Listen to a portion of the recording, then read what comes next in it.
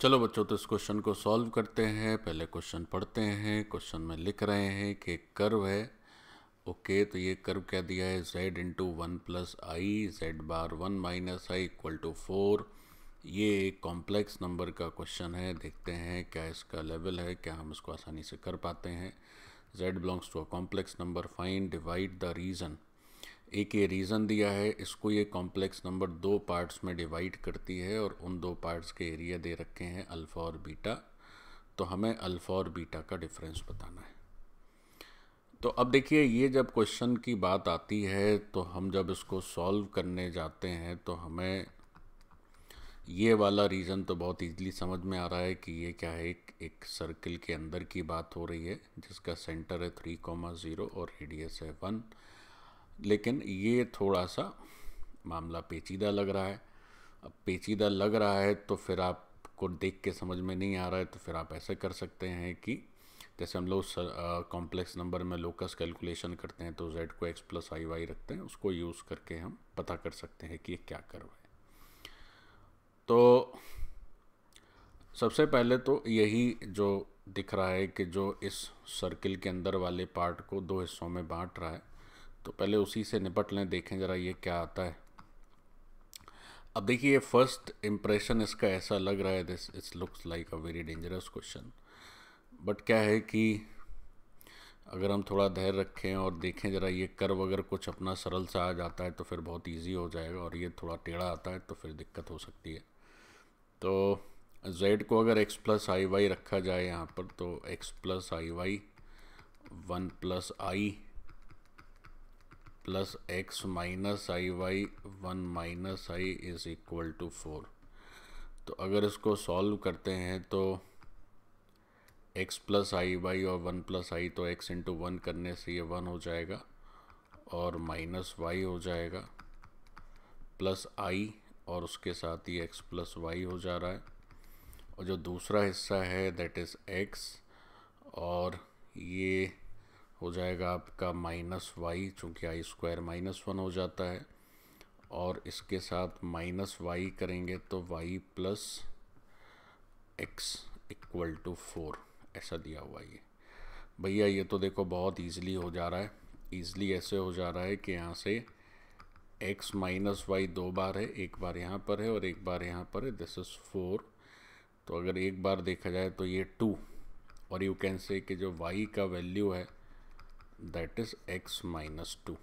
ठीक है, तो जैसे हम लोग अभी चर्चा कर रहे थे कि समस्या यहीं पर हो सकती है, बट यहाँ पर एब्सोल्युटली कोई समस्या नहीं है, एक सिंपल स्ट्रेट लाइन आ गई है। अब जो दूसरा कर्व है ये तो बहुत ही कॉमन हम लोग पढ़ते हैं, mod of z minus 3 less than equal to 1 है। तो इसका मतलब है सिंपल कि ये बच्चों क्या है, ये एक हमारा सर्कल है जिस सर्कल का सेंटर है 3,0। So let's draw a circle. So I am drawing a circle. तो ये हमारा सर्कल बन गया सुंदर सा। अब ये जो सर्कल है, इस सर्कल में थोड़ा सा इसका सेंटर वेंटर बना लेते हैं, या सेंटर से अच्छा है, चलिए सेंटर बना दिया। तो इसका जो सेंटर है वो हो गया कितना, 3,0, और इसकी रेडियस है बच्चों 1।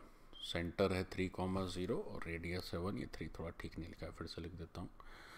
तो ये है हमारा 3,0 और रेडियस इसकी 1 यूनिट है। तो ये सर्कल, इसका मतलब ये हुआ कि एक्स एक्सिस पर ही है। चूँकि हमें एक लाइन भी ड्रॉ करना है तो एक काम करते हैं, थोड़ा सा कोऑर्डिनेट एक्सिस भी ड्रॉ कर ही लेते हैं। तो अगर कोऑर्डिनेट एक्सिस ड्रॉ करी जाए तो थोड़ा सा गड़बड़ हो गया ये।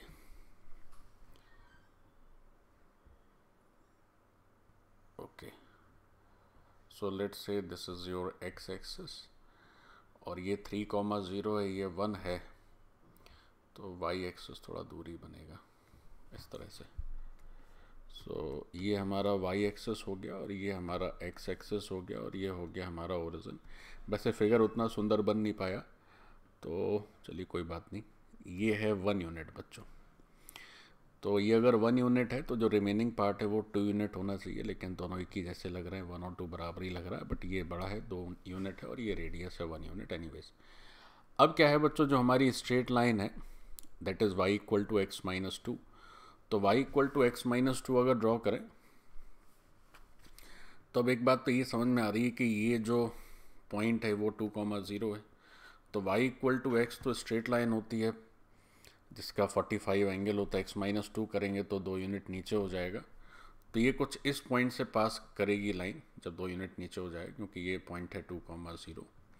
अब ये लाइन इस कर्व को कहाँ पर काटेगी, तो उसके लिए हम ऐसा कर सकते हैं कि जैसे यहाँ पर ये 3 है, तो अगर x को 3 रखेंगे तो y 1 आ जा रहा है, तो बहुत अच्छा हो गया। ये y 1 आ गया, इसका मतलब ये हुआ कि ये है 1 बच्चों, ये चूँकि रेडियस थी 1, तो इस लाइन में भी अगर आप x को 3 रखते हो तो ये लाइन बता रही है कि y की वैल्यू 1 है। तो बहुत इजी हो गया। इजी इसलिए हो गया क्योंकि हमारी जो लाइन है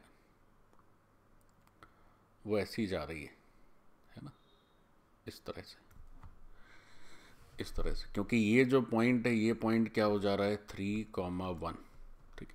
so this is the line which is y equal to X minus two. और ये जो कर्व है, ये जो कर्व है, वैसे तो ये कर्व क्या है, सर्कल है, बट चूंकि लेस देन इक्वल टू 0 है तो हमसे क्वेश्चन में ये पूछा गया था कि ये जो कर्व है जो कि हमने सॉल्व करके लाइन सॉल्व किया है वो इस रीजन को 2 हिस्सों में बांटता है। तो ये जो रीजन लिखा हुआ है वो इस सर्किल के अंदर वाला रीजन है। तो इसके 2 हिस्से कौन कौन से हैं, तो देखो भाई इसके 2 हिस्से, एक तो हिस्सा ये हो गया, थोड़ा मैं वाइट कलर से येलो कलर से शेड कर दिया मैंने, एक हिस्सा ये हो गया। और इसका जो दूसरा हिस्सा है वो दूसरा हिस्सा है कि आप शेड कर भी सकते हैं, नहीं भी कर सकते, यहाँ तो बहुत सारा ऑलरेडी बना हुआ है तो उसको छोड़ दीजिए। तो जो शेडेड रीजन है उस शेडेड रीजन को चलो हम लोग लिख लेते हैं कि वो शेडेड रीजन है अल्फ़ा, और जो अनशेडेड रीजन है उसको चलो हम पकड़ लेते हैं ये बीटा। तो हमें इन अल्फ़ा और बीटा ये एरिया को रिप्रेजेंट करते हैं और हमें क्या करना है, इन दोनों एरियाज़ का डिफरेंस बताना है कि क्या होगा। तो ये फिगर अच्छे से समझ लें। अब देखिए ये क्वेश्चन कौन बच्चे कर पाए होंगे, पहले तो जो उसको देख के पैनिक ना हो, क्योंकि इसको देख के पैनिक होने का तो कोई चांस ही नहीं, तो बड़ा कॉमन सा है कि कॉम्प्लेक्स नंबर है और सर्कल के अंदर वाला हिस्सा है। इसको देख के थोड़ा सा दिमाग को ठंडा रखना रहेगा। फिर आप अगर z को x प्लस आई वाई करते हैं तो क्या होगा कि आपको एक स्ट्रेट लाइन मिल जाती है, फिर आप आराम से सॉल्व कर सकते हैं। तो अब हमें बस ये एरिया निकालना है, तो बहुत इजी है, क्योंकि ये सर्किल में सेंटर पता है, रेडियस पता है, सब कुछ पता है, तो एरिया तो वैसे पाई आर स्क्वायर हो जाएगा, रेडियस 1 यूनिट है।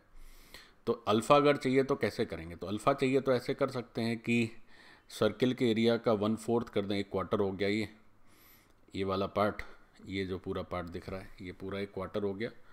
और उस एरिया में से क्या करें, ये जो ट्रायंगल नज़र आ रहा है दिस ट्रायंगल, इस ट्रायंगल के एरिया को हम लोग सब्ट्रैक्ट कर देंगे। So we will have the value of alpha. और रही बात बीटा की, तो बीटा कैसे आएगा, यानी बाकी का पार्ट। तो बीटा के लिए ऐसा कर सकते हैं कि अगर 4 क्वार्टर्स में डिवाइड करें तो 3/4, 3/4 एरिया तो यहाँ तक हो जाएगा, मतलब ये वाला पार्ट और ये पूरा आधा सर्कल, तो ये 3/4 हो गया। और 3/4 जो पाई आर स्क्वायर है उसमें ये ट्रायंगल का एरिया आप ऐड कर दीजिए, तो जो अनशेडेड पार्ट है वो अपना आ जाना है, ठीक है। तो अब ये बहुत इजी हो गया, कुछ उसमें बचा नहीं है। बस मेन चीज़ यहीं तक थी कि ये फ़ोटो समझ में आ जाए कि कैसे क्या हो रहा है, that is the final and. अब तो सिर्फ फॉर्मेलिटी है, कुछ उसमें सॉल्व करना पड़ेगा, एरिया कैलकुलेशन है, उसमें कुछ ज़्यादा खास नहीं है। देखते हैं उसको भी। तो बच्चों वो जो अल्फ़ा एरिया है वो कैसे है, तो वो ऐसे है कि सर्किल का टोटल एरिया होगा पाई आर स्क्वायर, तो पाई इंटू 1 स्क्वायर, तो 1/4 का एरिया हो गया 1/4। अब उस क्वार्टर में वो ट्रायंगल हटा दीजिए, तो ट्रायंगल का हाफ, बेस भी 1 यूनिट है, हाइट भी 1 यूनिट है, तो ये हो गया अल्फ़ा। फिर बीटा की बात करें तो 3 क्वार्टर्स का एरिया कर दीजिए, तो 3/4 इंटू पाई आर स्क्वायर। अब उसमें क्या करिए कि फिर वो ट्रायंगल ऐड कर दीजिए, तो हाफ बेस इंटू हाइट, है ना, तो वो अनशेडेड एरिया हो गया। अब नेचुरली कि ये जो बीटा है वो बड़ा है, तो क्वेश्चन में ये पूछा था कि अल्फ़ा माइनस बीटा की मॉड वैल्यू क्या होगी। तो अल्फ़ा माइनस बीटा की अगर मॉड वैल्यू लिखना है तो that is obviously beta minus alpha. तो जब हम बीटा माइनस अल्फ़ा करेंगे तो क्या हो जाएगा, ये हो जाएगा बच्चों 3/4 पाई, बीटा क्या है और है हाफ। अच्छा अल्फ़ा क्या है, अल्फ़ा है पाई/4 और माइनस है हाफ। तो अगर इसको सॉल्व करते हैं तो ये आ जाता है पाई/2 और माइनस माइनस का प्लस हाफ, हाफ और हाफ मिलके हो गया 1। ओके, तो ये जो पाई/2 + 1 है ये हमारा माना जाएगा आंसर। तो ये बहुत इजी क्वेश्चन था बच्चों, बट मेन था कि आप थोड़ा कॉम्प्लेक्स के नोट्स वगैरह अगर आपको याद होते, रिवाइज होता, तो आप आराम से बिना डरे इसको कर सकते थे, है ना। चलिए, थैंक यू बच्चों।